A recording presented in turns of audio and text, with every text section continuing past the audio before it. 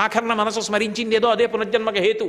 కాబట్టి తీర్పు కాలంలో స్మరించాడు. ఇప్పుడు మహామరణ కాలమునన్ ప్రఖ్యాతమతిని, అందుకే కాశీలో చచ్చిపోయే ముందు మహానుభావుడు పరమశివుడు ప్రతి జీవి యొక్క కుడి చెవిలోనూ తారకం చెప్తాడనడానికి కారణం అది.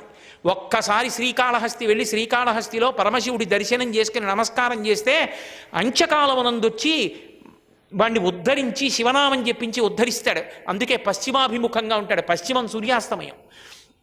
జీవుడి యొక్క జీవితం పూర్తయిపోయేటప్పుడు ఆఖరి ఊపిరిలో నేను భగవన్నామం చెప్పిస్తానని ప్రతిజ్ఞ. అందుకని వాయులింగం, వాయువే వాక్కుగా మారుతుంది. నేను ఇప్పుడు మాట్లాడాలంటే ఊపిరి పీలిస్తే కదూ ఏం చేస్తూ మాట్లాడడం.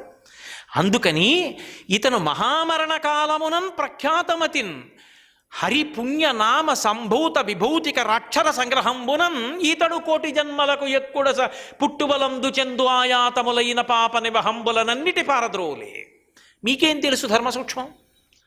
అది మహామరణ కాలం. మీరు కనబడితే అంతే. మరి మీరు కనబడ్డారు, వాడు నారాయణ అన్నాడు. అలా అన్నాడు ఎవడు అన్నాడు. కాబట్టి దీని పోయి పాపాలు ఎవడు చెప్పాడు మిమ్మల్ని తీసుకెళ్ళమని? అందుకు జోక్యం చేసుకుని పడగొట్టాం. మీకు తెలియదు ఈ ధర్మం.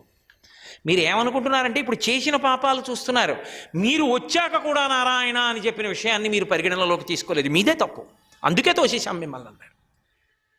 ఇది వింటున్నాడు అజామీలుడు. వీళ్ళిద్దరి మధ్య చర్చ.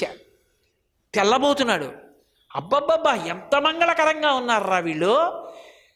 ఏమి నా అదృష్టం, నేను భగవన్నామని చెప్పానా నారాయణ అని, అందుకు వీళ్ళని తోసేశాడా, అందుకు నేను రక్షింపబడ్డానా, నా కోటి జన్మల సంఖ్యల పాపాలు పోయాయా, ఏమి భాగ్యం అని పరితాపాన్ని పొందుతున్నాడు.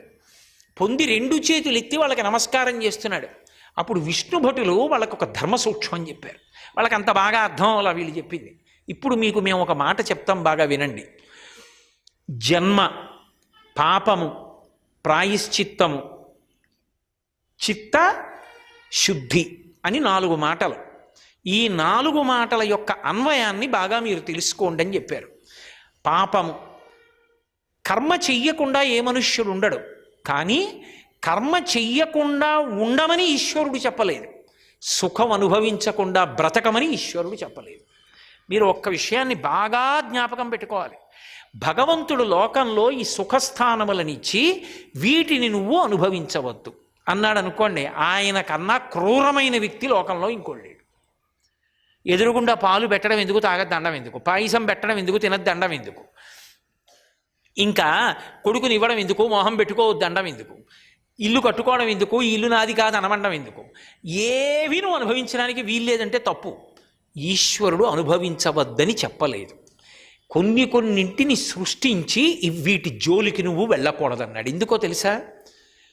అసలు వెళ్ళకూడదన్న మాటని వెళ్ళకూడదని విడిచిపెట్టగలిగిన వాడెవడో వాడే రాటు తేలినవాడు. నేను అన్న మాట మీరంత బాగా పట్టుకున్నారో లేదో, నేను ఉదాహరణ చెప్తే పట్టుకుంటారు.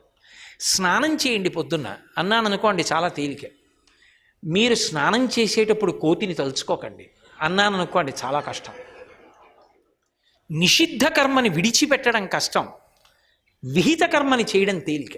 ఇది చెయ్యండి అన్నది చేయడం తేలిక, ఇది చెయ్యొద్దన్నది మానేయడం కష్టం. ఎవడు చాలా గొప్పవాడు?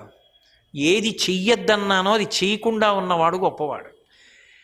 ఈశ్వరుడు ఇన్ని శరీరాలు ఇచ్చినప్పుడు ఎవడు తన మాట విన్నాడో చూడాలి అంటే, కంటి ముందు అన్నీ ఉన్నా ఇది ఈశ్వరుడు నన్ను చూడవద్దన్నాడు కాబట్టి నేను చూడనన్నవాడెవడో వాడిని ఈశ్వరుడు కౌగిలించుకుంటాడా, కౌగిలించుకోడా? అందుకుని కొన్ని అనుభవించకూడనివి కూడా ఉంటాయి, కానీ అనుభవించవలసినవే ఎక్కువ ఉంటాయి. ఆయన ఎలా అనుభవించమన్నాడో అలా అనుభవిస్తే చాలు. ధర్మంతో ముడేసి అనుభవించు కామాన్ని దోషం రాదు. ధర్మం అన్న ముడికి విడిపోయింది ఆ ప్రమాదం. నా భార్య యందు నాకు కామం దోషం కాదు, ధర్మంతో ముడిపడిపోయింది.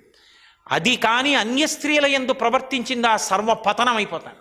ధర్మముతో కామము ముడిపడాలి, ధర్మాన్ని కామం విడిచిపెట్టిందో పతనం అవుతాడు. అందుకని ఈశ్వరుడు చెప్పినట్టు సుఖాలు అనుభవించడం ఎన్నడూ దోషం అవ్వదు. ఆశ్రమాన్ని బట్టి ఉంటుంది.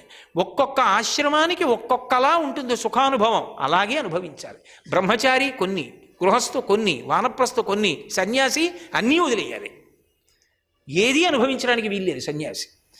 కాబట్టి ఇప్పుడు ఇతను చేసిన పని ఏది అంటే, గత జన్మలలో మంచి పనులు చేశాడు, ఉత్తమ కర్మలు చేశాడు. ఈశ్వరుడు చెయ్యవద్దన్నవి చెయ్యలేదు, బ్రాహ్మణుడిగా పుట్టాడు. ఇప్పుడు చెయ్యవద్దన్న పాపకర్మలు చేస్తూ ఉంటారు కొంతమంది. ఆ చేసిన పాపములు పోగొట్టుకోవడానికి ఏం చేస్తారు? ప్రాయశ్చిత్త కర్మ చేస్తారు. ప్రాయశ్చిత్తం చేసుకున్నానండి అంటారు. ప్రాయశ్చిత్తం అంటే ఏదో పాపం చేశాడు, ఆ పాపం పోగొట్టుకోవడానికి గంగ ఒడ్డుకు వెళ్ళి ఏదో ప్రాయశ్చిత్తం చేసుకుని వచ్చాడు.